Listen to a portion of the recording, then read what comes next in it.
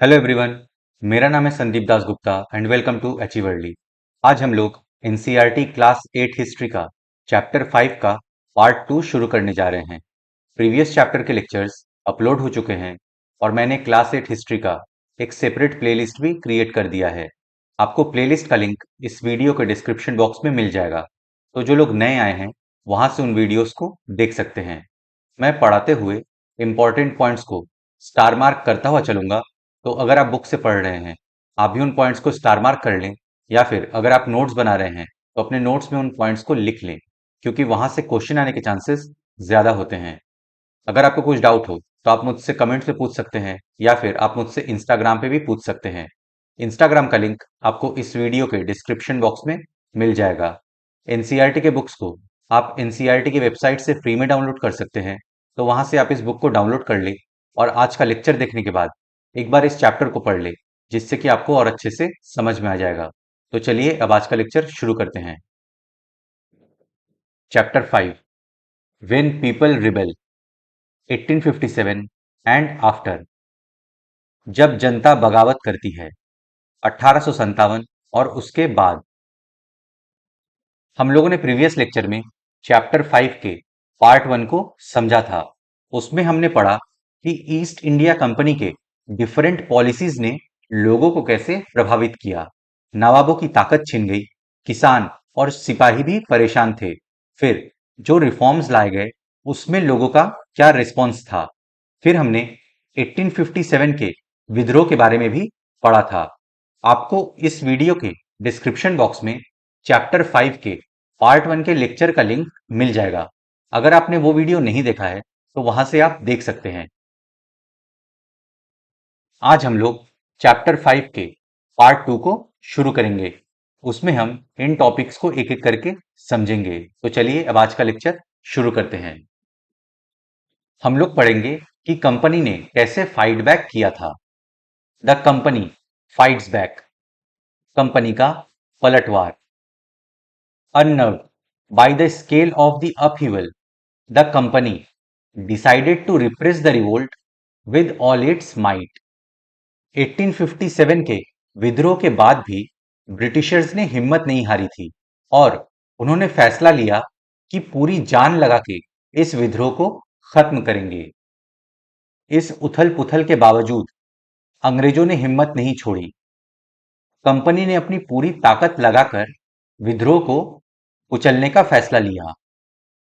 It brought reinforcements from England, passed new laws so that the rebels could be convicted with ease, and then moved into the storm centers of the revolt.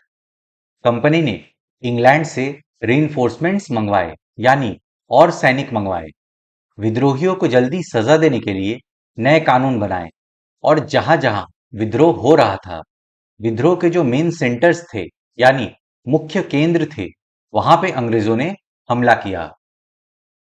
उन्होंने England से और फौजी मंगवाए, विद्रोहियों को जल्दी सजा देने के लिए नए कानून बनाए और विद्रोह के मुख्य केंद्रों पर धावा बोल दिया। Delhi was recaptured from the rebel forces in September 1857। सितंबर 1857 को अंग्रेजों ने दिल्ली को वापस रिकैप्चर कर लिया। अंग्रेजों ने दिल्ली में विद्रोही सेना को हरा दिया। सितंबर 1857 में दिल्ली दोबारा अंग्रेजों के कब्जे में आ गई। The last Mughal emperor Bahadur Shah Zafar was tried in court and sentenced to life imprisonment. Last Mughal emperor Bahadur Shah Zafar पर कोर्ट में केस चला और उनको आजीवन कारावास की सजा मिली। बहादुर शाह जफर के सामने उनके बेटों की हत्या कर दी गई। अंतिम मुगल बादशाह बहादुर शाह जफर पर मुकदमा चलाया गया और उन्हें आजीवन कारावास की सजा दी गई। उनके बेटों को उनकी आंखों के सामने गोली मार दी गई। He and his wife Begum Zinat Mahal were sent to prison in Rangoon in October 1858. बहादुर शाह जफर और उनकी वाइफ बेगम जीनत महल को अक्टूबर 1858 में रंगून के जेल भेज दिया गया। बहादुर शाह और उनकी पत्नी बेगम जीनत महल को अक्टूबर 1858 में रंगून जेल में भेज दिया गया। Bahadur Shah Zafar died in the Rangoon jail in November 1862। नवंबर 1862 में रंगून जेल में बहादुर शाह जफर की मृत्यु हुई। इसी जेल में नवंबर 1862 में बहादुर शाह जफर ने अंतिम सांस ली। The recapture of Delhi, however, did not mean that the rebellion died down after that. Delhi को रिकैप्चर कर लिया गया, यानी दिल्ली पर अंग्रेजों का कब्जा हो गया, लेकिन इसका मतलब ये नहीं था कि इसके तुरंत बाद विद्रोह शांत हो गया था। दिल्ली पर अंग्रेजों का कब्जा हो जाने का यह मतलब नहीं था कि विद्रोह खत्म हो चुका था। People continue to resist and battle the British. Delhi recapture हो जाने के बाद भी लोग अंग्रेजों के साथ लड़ते रहे। इसके बाद भी लोग अंग्रेजों से टक्कर लेते रहे। The British had to fight for 2 years to suppress the massive forces of popular rebellion. Britishers को 2 साल लगे थे 1857 की क्रांति को दबाने में। 2 साल अंग्रेजों को लड़ना पड़ा था। व्यापक बगावत की विशाल ताकत को कुचलने के लिए अंग्रेजों को अगले 2 साल तक लड़ाई लड़नी पड़ी। Lucknow was taken in March 1858। मार्च 1858 में लखनऊ अंग्रेजों के कब्जे में चला गया। Rani Lakshmibai was defeated and killed in June 1858। जून 1858 में रानी लक्ष्मीबाई जी लड़ते लड़ते वीरगति को प्राप्त हुई। जून 1858 में रानी लक्ष्मीबाई की शिकस्त हुई और उन्हें मार दिया गया। A similar fate awaited Rani Avantibai, who after initial victory in Khedi chose to embrace death when surrounded by the British on all sides. रानी अवंतीबाई जी को शुरुआत में खेड़ी क्षेत्र में विजय प्राप्त हुई, लेकिन जब उन्होंने खुद को अंग्रेजों से घिरा हुआ पाया तो वे सरेंडर करने के बजाय लड़ते लड़ते शहीद हो गईं। दुर्भाग्यवश ऐसा ही रानी अवंतीबाई लोधी के साथ हुआ। खेड़ी की शुरुआती विजय के बाद उन्होंने अपने आप को अंग्रेजी फौज से घिरा पाया और वे शहीद हो गई। Tatya Tope escaped to the jungles of central India and continued to fight a guerrilla war with the support of many tribal and peasant leaders. He was captured, tried and killed in April 1859. Tatya Tope ji central India के जंगलों में जा छुपे और वहां उनको जनजातीय लोगों का, किसानों का समर्थन मिला और वे गुरिल्ला वॉर यानी छापेमारी युद्ध तकनीक का इस्तेमाल कर अंग्रेजों पे हमला करते रहे, लेकिन उन्हें अप्रैल 1859 में पकड़ लिया गया और उनको भी मार डाला गया। तात्या टोपे मध्य भारत के जंगलों में रहते हुए आदिवासियों और किसानों की सहायता से छापामार युद्ध चलाते रहे। अप्रैल 1859 में उन्हें पकड़ लिया गया, मुकदमा चलाया गया और मार डाला गया। Just as victories against the British had earlier encouraged rebellion, the defeat of rebel forces encouraged desertions. जब विद्रोही सिपाही जीत रहे थे और अंग्रेजों को मार रहे थे, तो लोगों में उत्साह और उमंग भर जा रहा था और वे भी अंग्रेजों पे हमला कर रहे थे। लेकिन जब अंग्रेजों ने पलटवार किया और विद्रोही सेना हारने लगी, तो लोगों की हिम्मत टूटने लगी और लोगों ने विद्रोही सेना का साथ छोड़ दिया। जिस तरह पहले अंग्रेजों के खिलाफ मिली सफलताओं से विद्रोहियों को उत्साह मिला था, उसी तरह विद्रोही ताकतों की हार से लोगों की हिम्मत टूटने लगी। बहुत सारे लोगों ने विद्रोहियों का साथ छोड़ दिया। The British also tried their best to win back the loyalty of the people. Britishers ने लोगों की वफादारी को वापस जीतने के लिए भी कई कदम उठाए थे। अंग्रेजों ने भी लोगों का विश्वास जीतने के लिए हर संभव प्रयास किया। They announced rewards for loyal landholders would be allowed to continue to enjoy traditional rights over their lands. अंग्रेजों ने अनाउंस किया कि जो लॉयल लैंड होल्डर्स हैं, यानी वफादार भूस्वामी हैं, जो अंग्रेजों के प्रति वफादार हैं, उनको अपने जमीन पे ट्रेडिशनल राइट्स यानी उनके जो परंपरागत अधिकार थे जमीन पे, वो बने रहेंगे। उन्होंने वफादार भूस्वामियों के लिए इनामों का ऐलान कर दिया। उन्हें आश्वासन दिया गया कि उनकी जमीन पर उनके परंपरागत अधिकार बने रहेंगे। Those who had rebelled were told that if they submitted to the British and if they had not killed any white people, they would remain safe and their rights and claims to land would not be denied. अंग्रेजों ने यह भी announce किया कि अगर विद्रोही आत्मसमर्पण कर देते हैं और अगर उन्होंने किसी अंग्रेज को नहीं मारा होगा तो उन विद्रोहियों के साथ कुछ नहीं होगा, वे सुरक्षित रहेंगे और उन विद्रोहियों के जमीन के अधिकार भी सुरक्षित रहेंगे। जिन्होंने विद्रोह किया था उनसे कहा गया कि अगर वे अंग्रेजों के सामने समर्पण कर देते हैं और अगर उन्होंने किसी अंग्रेज की हत्या नहीं की है तो वे सुरक्षित रहेंगे और जमीन पर उनके अधिकार और दावेदारी बनी रहेगी। Nevertheless, hundreds of sepoys, rebels, nawabs and rajas were tried and hanged. फिर भी सैकड़ों की संख्या में सिपाही, राजा, नवाब, विद्रोहियों को फांसी पर लटका दिया गया। इसके बावजूद सैकड़ों सिपाहियों, विद्रोहियों, नवाबों और राजाओं पर मुकदमे चलाए गए और उन्हें फांसी पर लटका दिया गया। अब हमारा नेक्स्ट टॉपिक है आफ्टरमैथ, विद्रोह के बाद के साल। The British had regained control of the country by the end of 1859, but they could not carry on ruling the land with the same policies anymore. Britishers ने 1859 के एंड तक में वापस से देश पर नियंत्रण पा लिया था, लेकिन उन्हें यह भी पता चल चुका था कि वे सेम एटीट्यूड के साथ, सेम पॉलिसीज के साथ वे देश पे शासन नहीं कर सकते।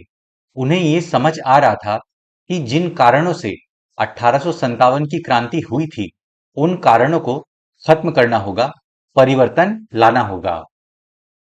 अंग्रेजों ने 1859 के आखिर तक देश पर दोबारा नियंत्रण पा लिया था, लेकिन अब वे पहले वाली नीतियों के सहारे शासन नहीं चला सकते थे। Given below are the important changes that were introduced by the British. अंग्रेजों ने जो अहम बदलाव किए वे निम्नलिखित हैं।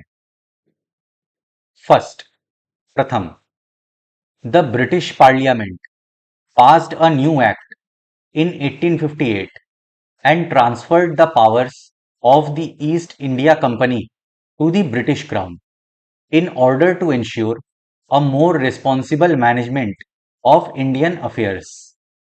1858 में ब्रिटिश पार्लियामेंट में एक नया एक्ट पास हुआ जिसके तहत ईस्ट इंडिया कंपनी की सारी ताकत ब्रिटिश क्राउन यानी ब्रिटिश साम्राज्य के पास चली गई। ऐसा इसलिए किया गया ताकि ब्रिटिश क्राउन इंडियन अफेयर्स को यानी भारतीय मामलों को मैनेज कर सके, अच्छे से संभाल सके। ब्रिटिश संसद ने 1858 में एक नया कानून पारित किया और ईस्ट इंडिया कंपनी के सारे अधिकार ब्रिटिश साम्राज्य के हाथ में सौंप दिए ताकि भारतीय मामलों को ज्यादा बेहतर ढंग से संभाला जा सके। इसको आप स्टार मार्क कर लीजिए क्योंकि यहां से क्वेश्चन आने के चांसेस बन सकते हैं। A member of the British cabinet was appointed Secretary of State for India and made responsible for all matters related to the governance of India. British cabinet के एक सदस्य को secretary of state for India यानी भारत मंत्री के रूप में appoint किया गया। वो डायरेक्ट ब्रिटिश पार्लियामेंट को रिपोर्ट करेगा और भारत में गवर्नेंस यानी शासन से रिलेटेड जितने भी मुद्दे होंगे उनको secretary of state for India संभालेगा। ब्रिटिश मंत्रिमंडल के एक सदस्य को भारत मंत्री के रूप में नियुक्त किया गया। उसे भारत के शासन से संबंधित मामलों को संभालने का जिम्मा सौंपा गया। इस सेकंड पॉइंट को भी आप स्टार मार्क कर लीजिए क्योंकि यहां से भी आपसे क्वेश्चन पूछा जा सकता है। He was given a council to advise him called the India Council। एक काउंसिल यानी एक परिषद का गठन किया गया था। Secretary of state for India यानी भारत मंत्री को विभिन्न मुद्दों पर सलाह देने के लिए इस काउंसिल का नाम था इंडिया काउंसिल। इस पॉइंट को भी आप स्टार मार्क कर लीजिए। उसे सलाह देने के लिए एक परिषद का गठन किया गया जिसे इंडिया काउंसिल कहा जाता था। The governor general of India was given the title of Viceroy, that is, a personal representative of the Crown। Governor general of India का टाइटल चेंज करके वाइस रॉय कर दिया गया और वाइस रॉय ब्रिटिश क्राउन का यानी इंग्लैंड के राजा या रानी का पर्सनल रिप्रेजेंटेटिव यानी निजी प्रतिनिधि था। भारत के गवर्नर जनरल को वाइस रॉय का ओहदा दिया गया। इस प्रकार उसे इंग्लैंड के राजा या रानी का निजी प्रतिनिधि घोषित कर दिया गया। इस पॉइंट को भी आप स्टार मार्क कर लीजिए। Through this measures the British government accepted direct responsibility for ruling India. इन तरीकों को अपना के ब्रिटिश गवर्नमेंट ने भारत पे शासन करने की सारी ताकत अपने हाथ में ले ली। फलस्वरूप अंग्रेज सरकार ने भारत के शासन की जिम्मेदारी सीधे अपने हाथों में ले ली। सेकंड, द्वितीय, all ruling chiefs of the country were assured that their territory would never be annexed in future। देश के सभी शासकों को ये आश्वासन दिया गया कि इन फ्यूचर उनके टेरिटरी पे कब्जा नहीं किया जाएगा। देश के सभी शासकों को भरोसा दिया गया कि भविष्य में कभी भी उनके भू क्षेत्र पर कब्जा नहीं किया जाएगा। They were allowed to pass on their kingdoms to their heirs, including adopted sons। इन शासकों को यह भी अलाउ किया गया कि वे अपने डायरेक्ट बॉर्न सन को या फिर एडॉप्टेड सन को राजगद्दी पे बैठा सकते हैं। उन्हें अपनी रियासत अपने वंशजों यहां तक कि दत्तक पुत्रों को सौंपने की छूट दे दी गई। However, they were made to acknowledge the British Queen as their sovereign paramount। लेकिन उन्हें इस बात के लिए प्रेरित किया गया कि वे ब्रिटेन की रानी को अपना अधिपति स्वीकार करें। Thus, the Indian rulers were to hold their kingdoms as subordinates of the British Crown। लेकिन ये राजा, ये शासक ब्रिटिश क्वीन के अधीन होंगे। सबसे ऊपर ब्रिटिश क्वीन होगी। ये भारतीय शासक ब्रिटिश एम्पायर के अधीन अपना शासन करेंगे। इस तरह भारतीय शासकों को ब्रिटिश साम्राज्य के अधीन शासन चलाने की छूट दी गई। थर्ड, तृतीय, it was decided that the proportion of Indian soldiers in the army would be reduced and the number of European soldiers would be increased। फिर यह भी डिसाइड किया गया कि ब्रिटिश आर्मी में भारतीय सिपाहियों की संख्या कम की जाएगी और यूरोपियन सिपाहियों की संख्या बढ़ाई जाएगी। ऐसा इसलिए किया गया ताकि फिर कभी विद्रोह जैसी सिचुएशन ना क्रिएट हो। सेना में भारतीय सिपाहियों का अनुपात कम करने और यूरोपीय सिपाहियों की संख्या बढ़ाने का फैसला लिया गया।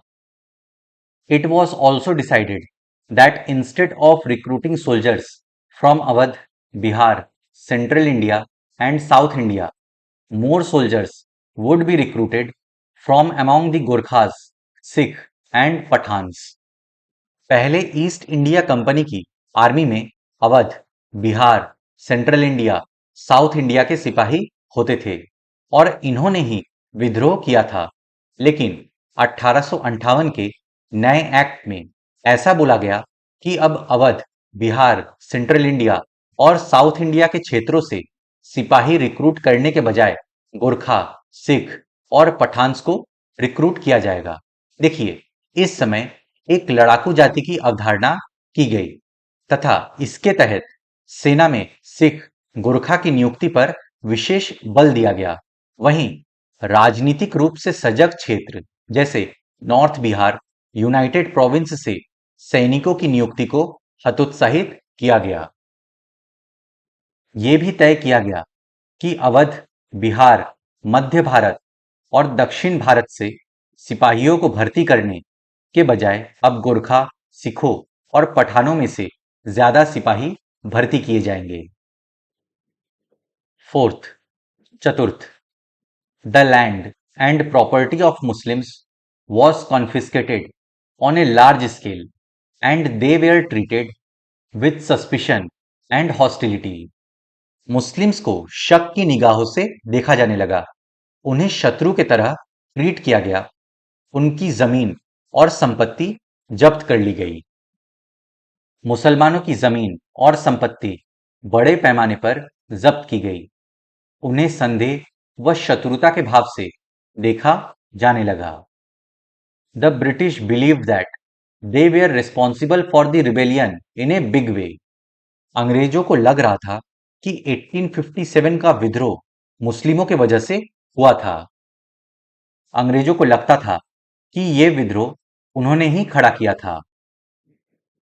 फिफ्थ, पंचम, the British decided to respect the customary religious and social practices of the people in India. Britishers ने यह भी बोला कि वे अब भारत के लोगों के धर्म को, उनकी आस्था को मानेंगे और उनके सोशल प्रैक्टिसेस यानी सामाजिक रीति रिवाजों का सम्मान करेंगे और इन सब में इंटरफेयर नहीं करेंगे। अंग्रेजों ने फैसला किया कि वे भारत के लोगों के धर्म और सामाजिक रीति रिवाजों का सम्मान करेंगे। सिक्स्थ, षष्टम, policies were made to protect landlords and zamindars and give them security of rights over their lands. ऐसी पॉलिसीज बनाई गई जिसमें यह बोला गया कि जमींदार और भूस्वामियों को प्रोटेक्शन मिलेगा और उनको उनके जमीन के अधिकारों में भी सिक्योरिटी मिलेगी। देखिए, ऐसा कदम इसलिए लिया गया क्योंकि अंग्रेजों को लगा था कि 1857 के रिवोल्ट में जमींदार अंग्रेजों के अगेंस्ट इसलिए गए थे क्योंकि जमींदार से उनकी जमीनें छीन ली गई थी, तो इसलिए जमींदार के लैंड राइट्स को सिक्योरिटी दी गई। भूस्वामियों और जमींदारों की रक्षा करने तथा जमीन पर उनके अधिकारों को स्थायित्व देने के लिए नीतियां बनाई गई। 10. A new phase of history began after 1857. इस प्रकार 1857 के बाद इतिहास का एक नया चरण शुरू हुआ। इस मैप में important centres of the revolt in north India को दर्शाया गया है। उत्तरी भारत में विद्रोह के कुछ प्रमुख केंद्र को दर्शाया गया है। रेड ट्रायंगल में विद्रोह के मुख्य केंद्र हैं और ब्लैक ट्रायंगल में विद्रोह के अन्य केंद्र हैं। तो यहाँ पे आप देख सकते हैं रेड ट्रायंगल्स में मेरठ, दिल्ली, बरेली, लखनऊ, फैजाबाद, कानपुर और झांसी है और ब्लैक ट्रायंगल में बहुत सारे दूसरे सेंटर्स हैं जहां पे विद्रोह हुआ था। अब हम लोग पढ़ेंगे खुर्दा अपराइजिंग के बारे में। The Khurda uprising, a case study. Khurda संग्राम, एक case study. Much before the event of 1857 there had taken place another event of a similar nature at a place called Khurda in 1817. 1857 के ग्रेट रिवोल्ट के बारे में हम सब जानते हैं, लेकिन 1857 के घटना के बहुत पहले एक सिमिलर टाइप ऑफ इवेंट घटा था 1817 में खुर्दा नाम के जगह पे। 1857 की घटना से बहुत पहले उसी प्रकार की एक घटना सन 1817 में खुर्दा नामक स्थान पर घटित हुई थी। Here, it would be instructive for us to study that event and reflect on how resentment against the colonial policies of the British had been building up since the beginning of the 19th century in different parts of the country. देखिए, हम Khurda uprising के बारे में पढ़ेंगे कि घटना क्यों हुई और कैसे हुई। हमें इस घटना से यह भी पता चलेगा कि ब्रिटिश कॉलोनियल पॉलिसी के वजह से 19th सेंचुरी के स्टार्टिंग से ही देश के विभिन्न हिस्सों में लोगों में असंतोष पैदा होने लगा था।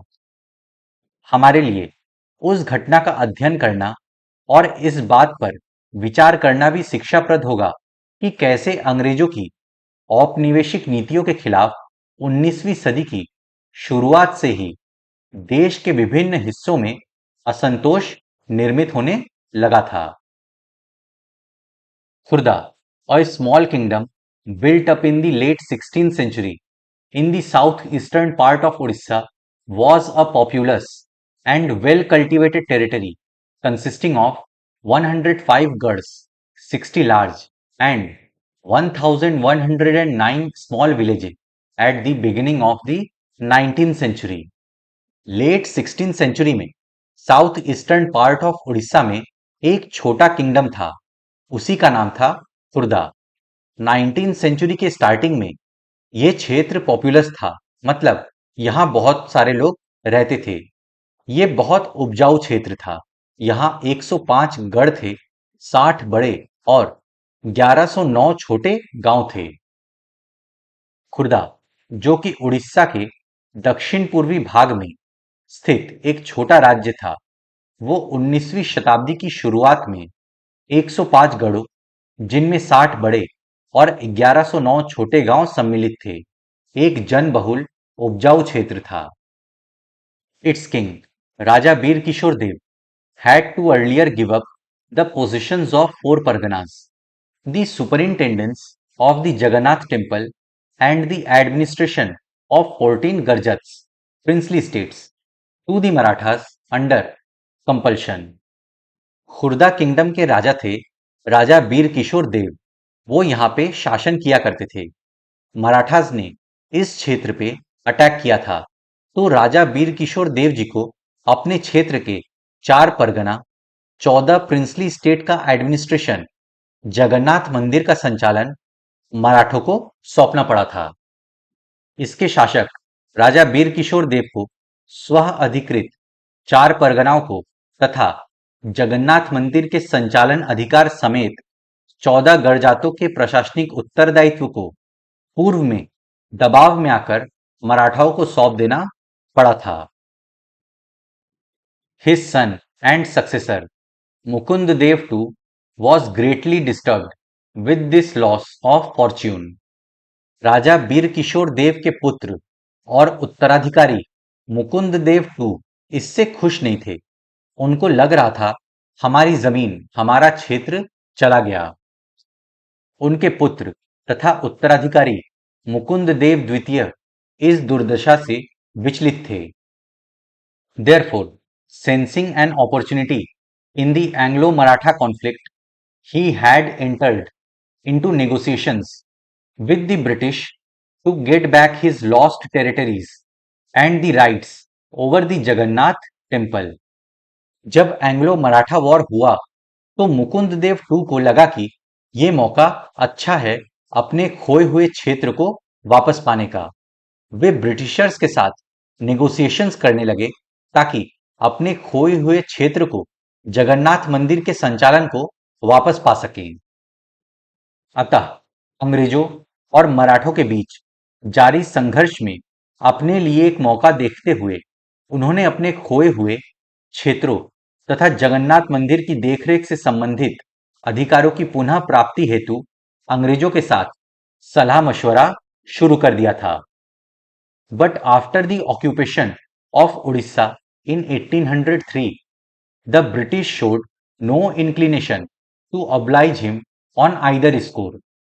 लेकिन 1803 में जब अंग्रेजों ने उड़ीसा को अपने कब्जे में ले लिया, तो ब्रिटिशर्स ने जो जो प्रॉमिसेस किए थे मुकुंददेव टू को, उनमें से कुछ नहीं किया। परंतु 1803 में उड़ीसा को अपने कब्जे में लेने के बाद अंग्रेजों ने उन्हें इन दोनों मुद्दों में से किसी पर भी सकारात्मक कार्यवाही करने की दिशा में कोई रुचि नहीं दिखाई। Consequently, in alliance with other feudatory chiefs of Odisha and secret support of the Marathas, he tried to assert his rights by force. Mukunddev two Orissa के बाकी सामंती सरदारों से मिल गए थे और उन्हें मराठास का सीक्रेट सपोर्ट भी प्राप्त हुआ था, तो फिर वे अपने अधिकारों को फोर्सफुली पाने का प्रयास करते हैं। परिणामतः उड़ीसा के दूसरे सामंत राजाओं के साथ मिलकर तथा मराठाओं के गुप्त समर्थन से उन्होंने जबरन अपने अधिकारों को लागू करने का प्रयास किया। This led to his deposition and annexation of his territories by the British. लेकिन ब्रिटिशर्स तो ताकतवर थे ही, मुकुंददेव टू को अपने पद से हटा दिया जाता है और उनके क्षेत्र पे अंग्रेज कब्जा कर लेते हैं। इसकी वजह से उन्हें अपने पद से विस्थापित होना पड़ा तथा अंग्रेजों ने उनके राज्य को अपने में मिला लिया। As a matter of consolation, he was only given the rights of management of the Jagannath temple with a grant amounting to a mere 1/10 of the revenue of his former estate, and his residence was fixed at Puri. Consolation के रूप में यानी सांत्वना के रूप में Mukunddev to को Jagannath temple के मैनेजमेंट का अधिकार दिया गया और उनको पहले जो राजस्व मिलता था उसका 1/10 राजस्व दिया गया और उन्हें पूरी भेज दिया गया रहने के लिए। सांत्वना के रूप में एक नियमित अनुदान के साथ, जो कि उनकी पूर्व भूसंपत्ति के राजस्व का मात्र 1/10 था, अंग्रेजों ने उन्हें जगन्नाथ मंदिर की देखरेख का दायित्व दिया तथा उनका निवास पुरी में निश्चित कर दिया। This unfair settlement commenced an era of oppressive foreign rule in Odisha, which paved the way for a serious armed uprising in 1817. इसी के साथ उड़ीसा पे भी ऑपरेसिव फॉरेन रूल यानी दमनकारी विदेशी शासन शुरू हो गया, जैसे बाकी क्षेत्रों में चल रहा था। इसी ने वो रास्ता तैयार किया जिसमें 1817 का आर्म्ड अपराइजिंग यानी सशस्त्र संग्राम होगा। इस अनैतिक व्यवस्था से उड़ीसा में दमनकारी विदेशी शासन के एक ऐसे युग का प्रारंभ हुआ जिसने 1817 में एक गंभीर सशस्त्र संग्राम का मार्ग प्रशस्त किया। Soon after taking over Khurda, the British followed a policy of resuming service tenures. It bitterly affected the lives of the ex-militia of the state, the Pikes. देखिए, पाइक्स एक कम्युनिटी थी जो मिलिट्री सर्विस में हुआ करते थे और ये उड़ीसा के राजा को सैन्य सेवा प्रदान करते थे। खुर्दा पे कब्जा करने के तुरंत बाद अंग्रेजों ने policy of resuming service tenure यानी राजस्व निवृत्त जमीन पर कर लगाने की नीति अपनाई और जिन जमीनों से रेवेन्यू कलेक्ट नहीं किया जाता था, अब वहां से भी रेवेन्यू कलेक्ट किया जाने लगा।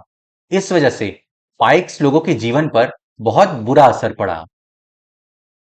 खुर्दा को अपने अधीन करने के तुरंत बाद अंग्रेजों ने राजस्व निवृत्त जमीन पर कर लगाने की नीति अपनाई। इसमें राज्य के पूर्व सैनिक वर्ग, जिन्हें पाइक के नाम से जाना जाता था, उनका जीवन बुरी तरह से प्रभावित हुआ। The severity of the measure was compounded on account of an unreasonable increase in the demand of revenue and also the oppressive ways of its collection. Revenue demand यानी राजस्व की मांग को अंग्रेज ने बहुत ज्यादा बढ़ा दिया और तो और इसके कलेक्शन के तरीके इतने दमनकारी थे कि लोगों को बहुत परेशानी हुई। इस नीति की भयावहता राजस्व की मांग में अनुचित वृद्धि और इस संग्रह के दमनकारी तरीकों से और बढ़ गई थी। Consequently, there was large-scale desertion of people from Khurda between 1805 and 1817. Khurda में हालत इतने खराब होने लगे कि 1805 से 1817 के बीच में लोग खुर्दा को छोड़ के आसपास के क्षेत्रों में जाने लगे। इस कार्यवाही के फलस्वरूप 1805 और 1817 के बीच में खुर्दा से बड़े पैमाने पर लोग जमीन छोड़कर चले गए। Yet, the British went for a series of short-term settlements, each time increasing the demands, not recognizing either the productive capacity of the land or the paying capacity of the rear. लेकिन इन सब के बावजूद Britishers ने short term settlement यानी अस्थायी बंदोबस्त को चालू रखा था और इसके तहत हर बार ब्रिटिशर्स रेवेन्यू डिमांड को बढ़ा देते थे। वे ये नहीं देखते थे कि जमीन की कैपेसिटी है या नहीं फसल उगा पाने की, मतलब जमीन उपजाऊ है या नहीं ये नहीं देखते थे। वे ये भी नहीं देखते थे कि रैयत यानी किसान राजस्व चुकाने की क्षमता रखता है या नहीं। अंग्रेजों को बस पैसे से मतलब था। फिर भी अंग्रेजों ने अस्थायी बंदोबस्त के तहत राजस्व भुगतान की नीति को चालू रखा, जिसमें जमीन की उपजाऊ क्षमता तथा रैयतों की भुगतान की क्षमता की अनदेखी करते हुए हर वर्ष राजस्व की मांगों में वृद्धि की गई। No leniency was shown even in case of natural calamities, which Odisha was frequently prone to. Orissa के क्षेत्र में नेचुरल कैलामिटीज यानी प्राकृतिक आपदाएं भी बहुत आती थी, लेकिन अंग्रेज लोगों के प्रति उदारता नहीं दिखाते थे, राजस्व की मांग में कोई कमी नहीं करते थे।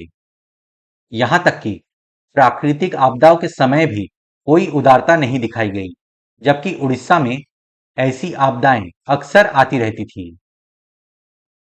Rather, lands of defaulters were sold off to scheming revenue officials और speculators from Bengal.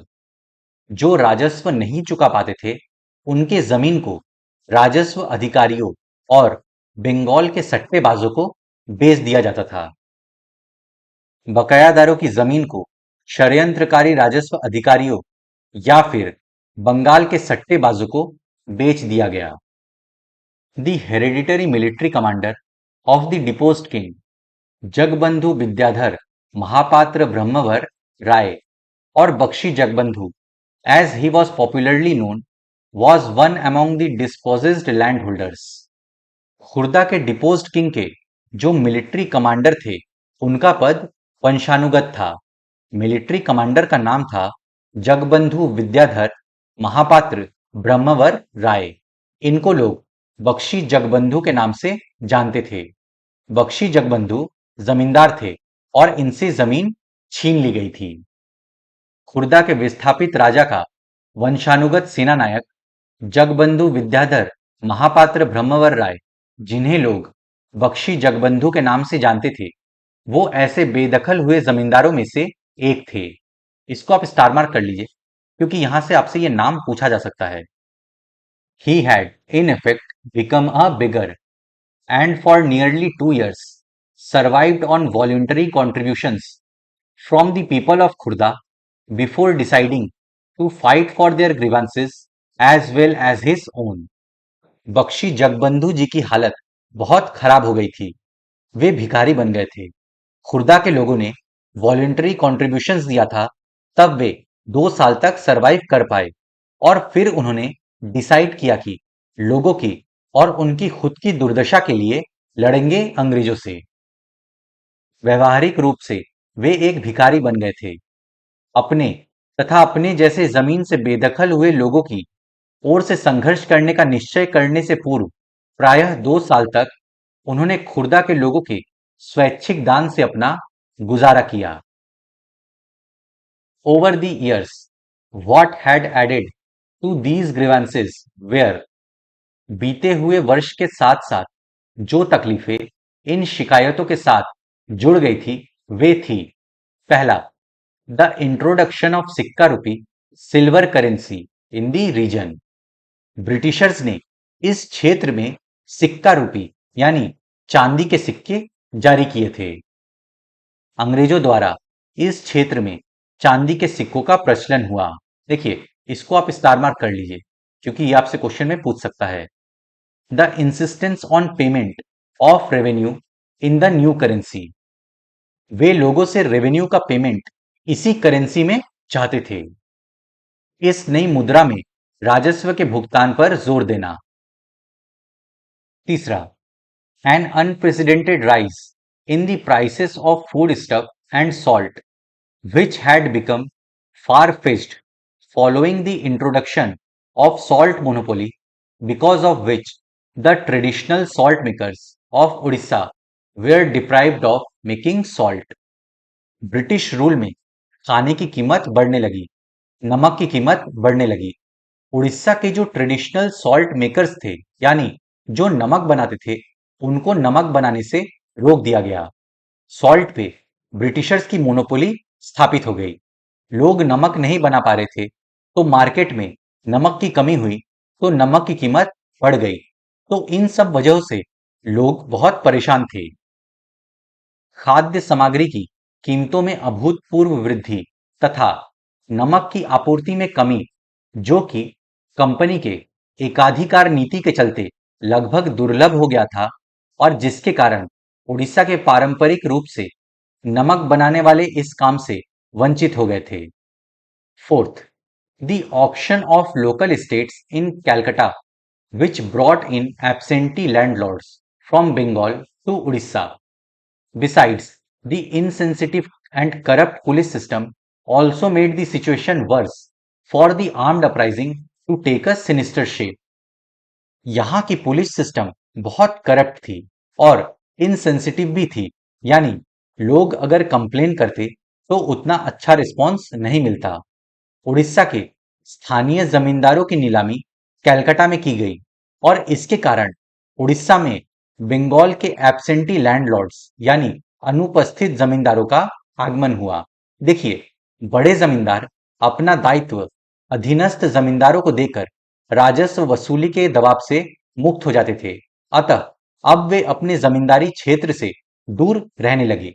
इसे ही एब्सेंटी लैंडलॉर्डिज्म यानी अनुपस्थित जमींदारी का नाम दिया गया है। इन सारे रीजंस के वजह से ये अपराइजिंग बहुत खतरनाक हो गया था। स्थानीय जमींदारियों की कलकत्ता में नीलामी, जिसके कारण उड़ीसा में बंगाल के अनुपस्थित जमींदारों का आगमन हुआ। इसके अतिरिक्त असंवेदनशील तथा भ्रष्ट पुलिस प्रशासनिक व्यवस्था ने भी स्थिति को और दुष्कर बना दिया, जिसके चलते होने वाले सशस्त्र संग्राम ने और भयावह आकार धारण कर लिया। The uprising was set off on 29 March 1817 as the Pike attacked the police station and other government establishments at Banpur, killing more than 100 men and took away a large amount of government money. इस uprising की शुरुआत हुई 29 मार्च 1817 को, जब Pikes ने बानपुर में police station पे और दूसरे सरकारी संस्थानों पे हमला कर दिया और 100 से अधिक लोगों की हत्या कर दी और बहुत सारा सरकारी खजाना लूटा। 29 मार्च 1817 को इस संग्राम की शुरुआत तब हो गई जब पाइकों ने बानपुर में स्थित पुलिस चौकी और अन्य सरकारी संस्थानों पर हमला कर दिया और 100 से अधिक लोगों की हत्या करने के साथ साथ सरकारी खजाने में से एक बड़ी रकम लेकर चले गए। Soon its ripples spread in different directions, with Khurda becoming its epicenter. इस अपराइजिंग का एपिसेंटर यानी मुख्य केंद्र खुर्दा बना और इस घटना की लहर चारों दिशाओं में फैल गई। शीघ्र ही खुर्दा को केंद्र करते हुए इस घटना की लहर अलग अलग दिशाओं में फैल गई। The zamindars and ryots alike joined the pikes with enthusiasm.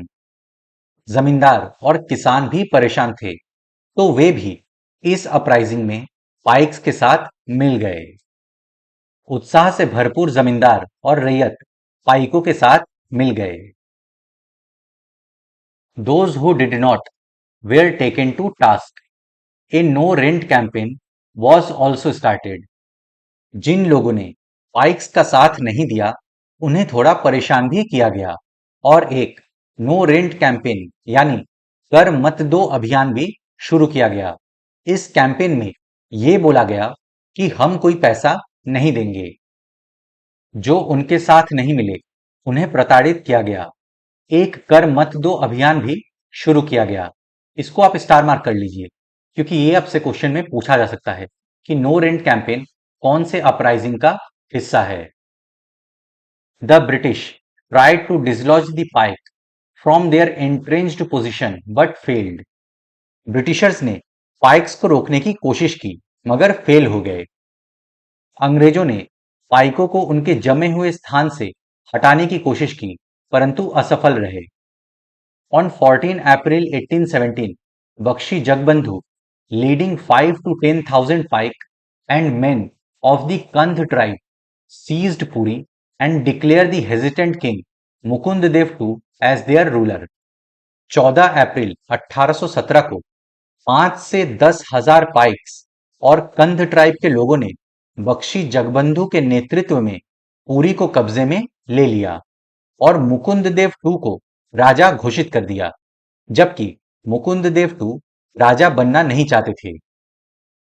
14 अप्रैल 1817 को बख्शी जगबंधु ने 5 से 10,000 पाइकों और कंद जनजाति के योद्धाओं की अगवाई कर पुरी को कब्जे में ले लिया और मुकुंद देव द्वितीय को उनकी झिझक के बावजूद राजा घोषित कर दिया। The priests of the Jagannath temple also extended the pike their full support. Jagannath मंदिर के पुजारियों ने भी पाइक्स को अपना पूरा समर्थन दिया। जगन्नाथ मंदिर के पुजारियों ने भी पाइक को अपना भरपूर समर्थन प्रदान किया। Seeing the situation going out of hand, the British claimed martial law. जब ब्रिटिशर्स को लगा कि स्थिति हाथ से बाहर निकलती जा रही है तो उन्होंने मार्शल लॉ लागू कर दिया। मार्शल लॉ में अगर किसी जगह की हालत खराब होती है तो वहां का कंट्रोल पुलिस से लेके आर्मी को दे दिया जाता है। स्थिति को हाथ से निकलते हुए देख अंग्रेजों ने मार्शल लॉ लागू कर दिया। The king was quickly captured and sent to prison in Cuttack with his son. Mukund Dev two और उनके पुत्र को पकड़कर कटक के जेल में डाल दिया अंग्रेजों ने। जल्दी ही घोषित राजा पकड़े गए और उन्हें उनके पुत्र सहित कटक में कारावास दे दिया गया। दी Bakshi with his close associate Krishna Chandra Brahmavar Rai tried to cut off all communications between Katak and Khurda as the uprising spread to the southern and the northwestern parts of Odisha. Bakshi Jagbandhu और उनके करीबी सहयोगी कृष्णचंद्र ब्रह्मवर राय ने कोशिश की कि कटक और खुर्दा के बीच सारे कम्युनिकेशन लिंक्स काट दिए जाएं। देखते ही देखते ये अपराइजिंग साउदर्न और north west part of Orissa में भी फैल गया था। बख्शी ने अपने करीबी सहयोगी कृष्णचंद्र ब्रह्मवर राय के साथ मिलकर कटक और खुर्दा के बीच यातायात के सारे माध्यम को काटने का प्रयास किया।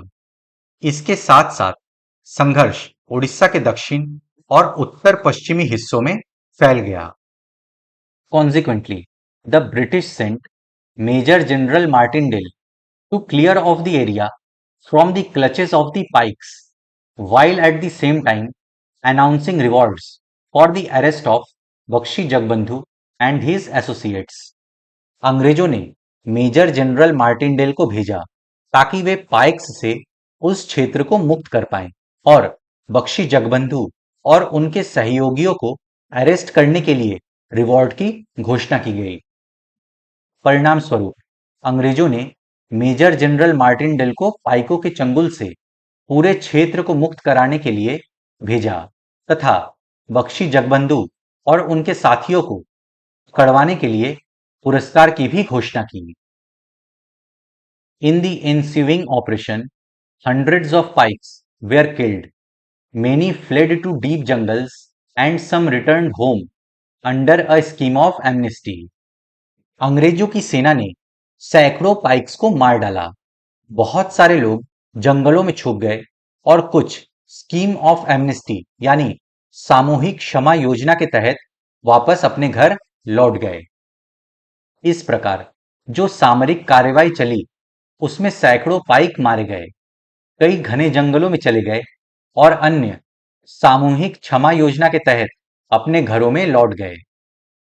10 by May 1817 the uprising was mostly contained. इस तरह से अंग्रेजों ने मई 1817 तक खुर्दा के संग्राम को लगभग काबू में कर लिया। However, outside Khurda, it was sustained by Bakshi Jagbandhu with the help of supporters like the Raja of Kujum and the unflinching loyalty of the Pike until his surrender in May 1825. Khurda के बाहर के क्षेत्रों में बख्शी जगबंधु जी और उनके supporters जैसे Pikes और राजा of कुजुम ने ये संघर्ष जारी रखा था। उन्होंने मई 1825 को सरेंडर कर दिया। परंतु खुर्दा के बाहरी क्षेत्र में बख्शी जगबंधु ने कुजंग के राजा जैसे सहयोगी की मदद से और पाइकों के उनके प्रति अटूट निष्ठा के कारण इस संघर्ष को मई 1825 तक जारी रखा, जब उन्होंने अंग्रेजों के सामने आत्मसमर्पण कर दिया।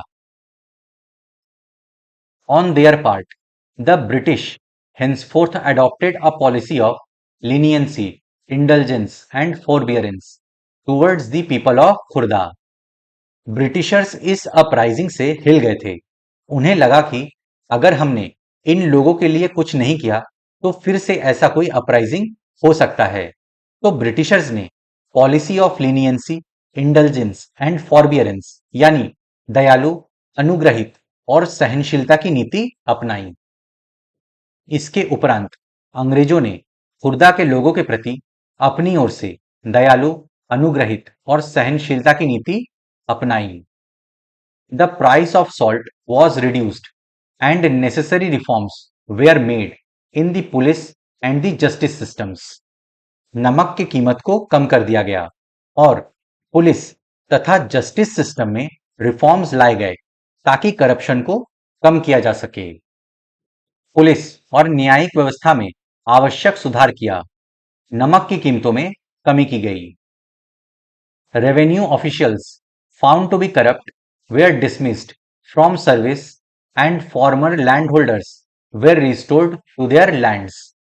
जो रेवेन्यू ऑफिशियल्स करप्ट थे उनको नौकरी से निकाल दिया गया और जिन जमींदारों से उनकी जमीनें छीन ली गई थी उन्हें उनकी जमीन वापस कर दी गई।